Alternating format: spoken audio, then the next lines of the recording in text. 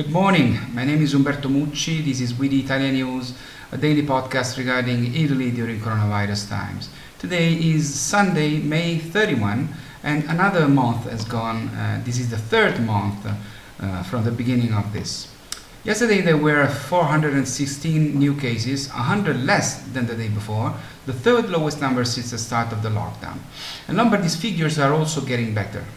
6 regions have not registered infections yesterday: Abruzzo, Basilicata, Calabria, Molise, Sardinia and Umbria. The ratio between swabs done and cases detected is 1 infected person for every 167 swabs done, 0.6% on the national territory. This is the lowest figure since the beginning of the epidemic. The negative note of the day are the deaths, which rise from 87 to 111. But there are even 11 regions without any coronavirus deaths yesterday: Valle d'Aosta, Trentino Alto Adige, Friuli Venezia Giulia, Umbria, Abruzzo, Molise, Campania, Basilicata, Apulia, Calabria and Sardinia. Only 1 victim in the Marche region and in Sicily, and Lombardy is the only Italian region yesterday that recorded more than 10 victims. A few days ago, a survey was published on the approval of the governors who are in charge of the 20 Italian regions. Luca Zaia from Veneto is the most beloved president of a region of Italy, both among the residents of Veneto and considering the entire Italian population. In second place, the president of Campania, Vincenzo De Luca. In third place, that of Emilia-Romagna, Stefano Bonaccini, followed by the governor of Umbria, Donatella Tesei, and the governor of Lazio, Nicola Zingaretti. In 6th and 7th position, there are the governor of Tuscany, Enrico Rossi, and the governor of Liguria, Giovanni Toti, who anticipate the trio Christian Solinas of Sardinia, Iole Santelli of Calabria, and Nello Musumeci of Sicily. These 10 are the governors promoted by their respective electors in their regions. In last place, the governor of Lombardy, Attilio Fontana. The first two, Zaia in Veneto and De Luca in Campania, are the only 2 governors that exceed 70% approval at regional level and 50% at national level. The restart of the museums and archaeological areas that reopened to the public on May 18 was positive. Throughout Italy, from north to south, the inhabitants have shown a desire for culture, to regain possession to the museums, and to strengthen the link with the culture of the territory. Of course, we should not expect the large numbers that the museum had before the COVID-19 pandemic.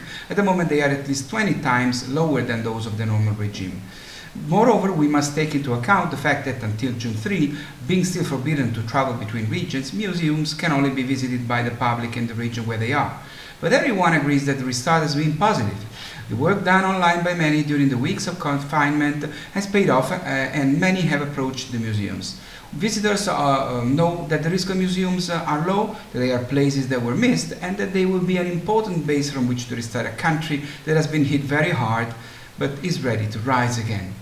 An Italian pasta factory near Salerno in Campania is using hydrogen as fuel, showing an innovation that could really change the world. The producer of orecchiette and paccheri is using the potentially clean energy source in a trial. In a nearby olive grove, engineers in safety gear had hooked up tanks of a hydrogen and natural gas mixture to an existing gas line. It fed the boiler that provided the heat to dry and sterilize the pasta being produced. Hydrogen fuel is free of emissions. The operation was sending less carbon dioxide into the atmosphere than one using just natural gas. And their pasta is very good. The Ministry of Health is reorganizing the Italian emergency hospital network with response to the significant increase in the demand for assistance linked to the continuation of the COVID-19 infectious disease situation, its outcomes, and any sudden increases in the epidemic curve, as well as any further epidemic emergencies that will be possible in the future. The reorganization provides for a fair distribution of hospital supply in the territories for each region. A share of medical area beds will have to be made available for the management of COVID-19 patients, respecting the separation of routes. In total, today in Italy there are 5,179 intensive care beds, which will rise to 8,679 with the addition of 3,500 new beds. The reorganization also involves the ER departments, which have undergone an important influx of accesses. In order to separate the paths between COVID and non-COVID, areas will be created for patients waiting to be diagnosed to ensure separation and safety. That's all for now, that's all for today. Please stay safe, stay healthy, take care of yourselves. Do not underestimate the virus. Be patient. My name is Umberto Mucci. This was We the ItaliaNews from Rome. I'll see you tomorrow. Ciao.